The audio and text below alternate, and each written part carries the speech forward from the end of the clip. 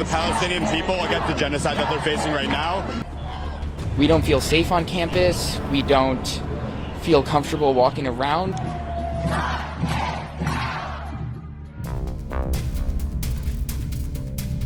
Across the United States, universities like Columbia, Yale, and NYU are witnessing not just academic debates, but intense protests that have turned these campuses into hotbeds of activism.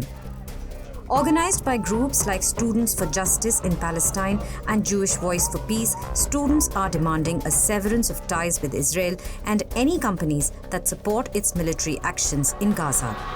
As the conflict between Israel and Hamas continues to escalate, heartbreaking reports from Gaza have amplified calls around the world for a ceasefire, fueling these campus movements even further. The movement has spread beyond just a few universities. Protest encampments have sprung up at other elite institutions like the University of California at Berkeley, MIT, the University of Michigan, Emerson College, and the Tufts University. However, these pro-Palestine protests have raised serious concerns. There have been alarming incidents of violence and anti-Semitism, sparking fear among some students.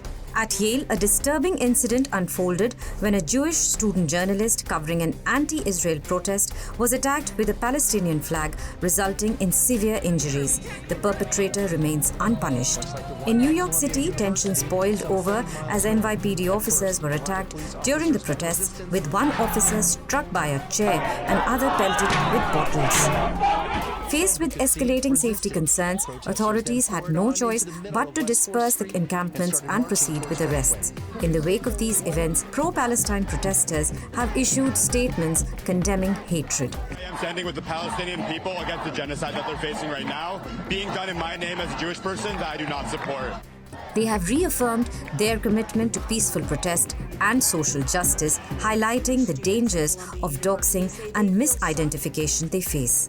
The White House has also weighed in, condemning any form of violence or intimidation, especially targeting Jewish students, labeling such acts as dangerously anti-Semitic. As campuses across the nation become arenas for these global issues, the dialogue continues, pushing for a balance between advocacy and safety, peace and justice.